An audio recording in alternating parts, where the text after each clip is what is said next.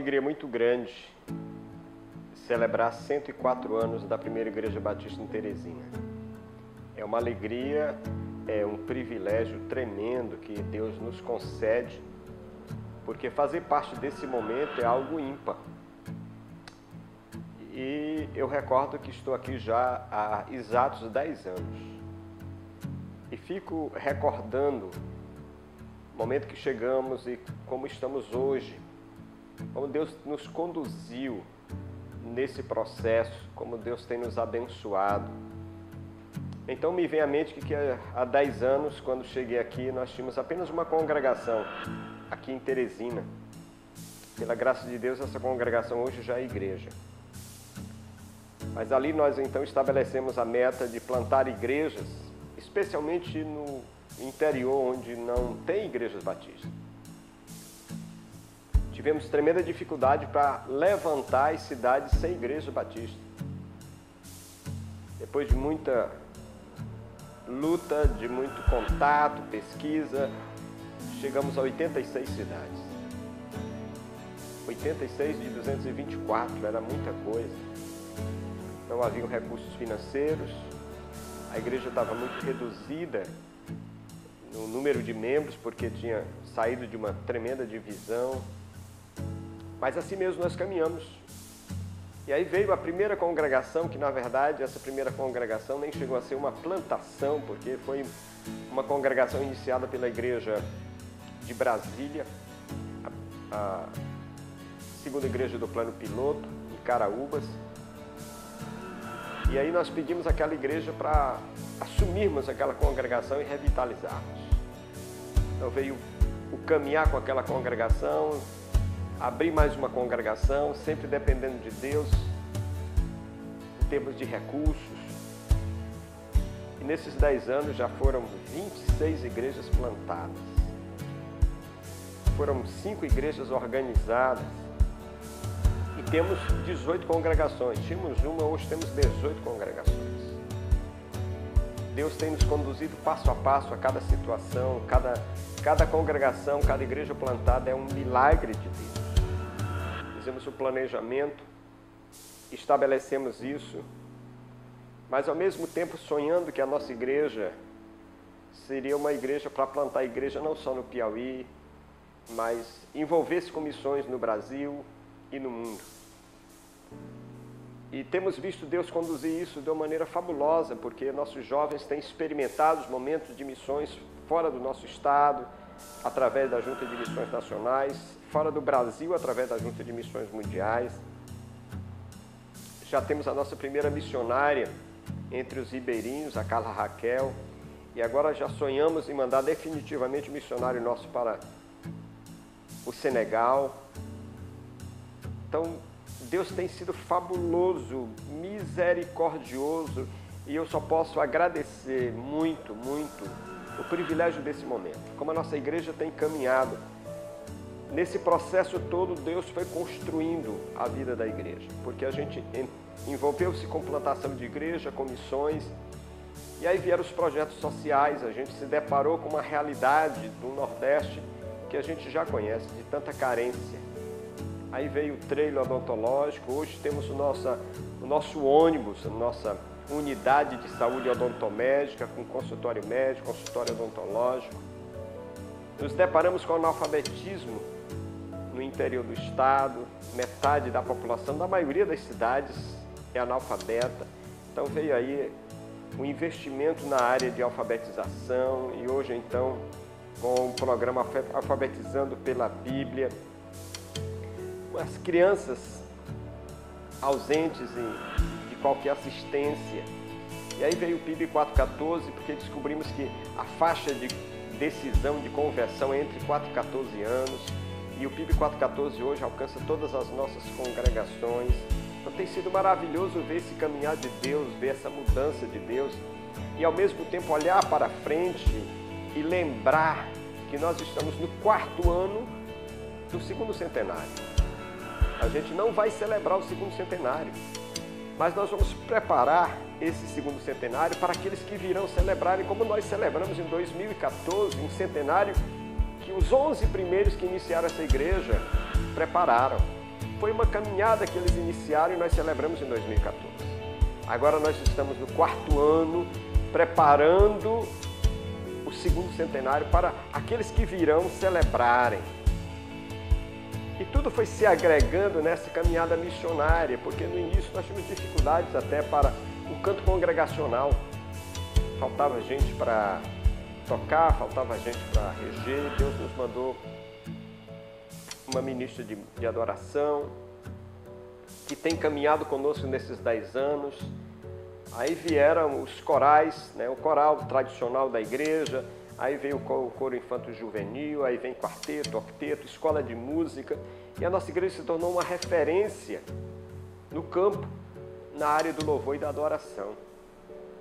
Como batistas, estamos caminhando com pequenos grupos, igreja multiplicadora, são os princípios que nós já vivenciamos. Mas entramos então com pequenos grupos multiplicadores. E esses pequenos grupos têm sido lugar de acolhimento, de salvação, vendo os nossos jovens caminhando em pequenos grupos. Aquele programa da juventude todo sendo gerenciado e trabalhado em pequenos grupos, experimentando o nascer de novas lideranças. Uma igreja de 104 anos tem que ter liderança nova, porque se não tiver, não garante o futuro, não tem a geração seguinte. E nós estamos, graças a Deus, com uma juventude integrada, sendo preparada, e a gente vislumbrando o futuro da igreja, porque há juventude, porque há crianças. Nós temos um ministério infantil que Deus tem nos dado ao longo desses 10 anos, servos e servas envolvidas no ensino das crianças, mas no cuidado integral das crianças. E famílias que chegam conosco porque querem que os filhos estejam aprendendo a palavra de Deus na nossa escola bíblica dominical, no ministério infantil. Algumas famílias que nem são evangélicas, mas trazem as suas crianças. Isso é bênção, é algo que nós nunca podemos deixar de dizer a Deus: muito obrigado, Senhor. Então, nós somos imensamente agradecidos a Deus por estas bênçãos que Deus tem nos dado. É um privilégio tremendo, é uma responsabilidade sem igual, mas é um privilégio que Deus nos dá, que é algo que é pura graça. Não é a questão de uma pessoa que seja importante ou que seja capaz. É algo de um Deus que é gracioso, misericordioso e decide nos usar, e a gente decide ser instrumento da graça, instrumento de um Deus abençoador, de um Deus que ama, que resgata, que salva. Olhando para frente, nesse caminhar para o próximo centenário, nós ainda temos tremendos desafios. Primeiro, porque ainda faltam 23 cidades para termos uma igreja batista. 23 cidades, é um desafio muito grande, porque a nossa igreja não pode fazer isso sozinha. Nós fazemos aquilo que é possível fazer e até aquilo que humanamente é impossível, porque nós vamos abrir mais uma igreja agora e nós não temos nenhum recurso financeiro para isso, não sabemos quem vai ser o missionário lá, mas está tudo planejado para o início de julho a gente fazer isso. Vamos fazer em nome de Jesus. Ainda temos o desafio de nos apegarmos mais ao principal, ao alvo de ver pessoas, vidas e nos desprendermos mais de estruturas, de organização, e pensar mais em gente, porque gente é que é eterno, o resto é passageiro. Temos a missão grande de mudar a realidade das congregações que nós temos, porque essa é uma realidade onde que a igreja chega na comunidade, mas há uma população que não tem trabalho, e a gente precisa entender que precisamos fazer algo nesse sentido, a gente analfabeto que precisa mudar a sua vida. Então é um desafio muito grande para a gente compreender que o Evangelho chega, salva a alma, dá uma certeza do céu, mas precisa fazer diferença na terra. Aquela população que está lá tem que ser impactada em todos os sentidos, e os nossos missionários são os instrumentos de frente, mas nós não podemos ser menos instrumento do que eles. Tudo é uma questão da nossa visão. Como é que a gente quer? Como é que a gente deseja que Deus faça conosco para o próximo centenário? Então os desafios são tremendos, de fazer com que os membros da própria igreja entendam que A vida deles está na mão de Deus, os bens estão na mão de Deus, a formação está na mão de Deus, a profissão está na mão de Deus. Então Deus há de nos conduzir em tudo.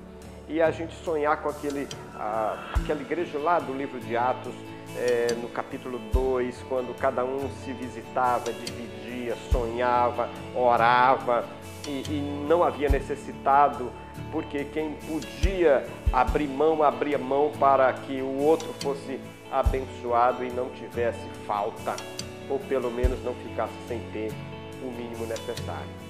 Ser igreja de Cristo Jesus é isso, é ser gente na mão do Senhor, gente cuidando de gente transformando gente sentindo a dor de gente vibrando com a alegria de gente sonhando em estar no céu, mas fazendo diferença na terra.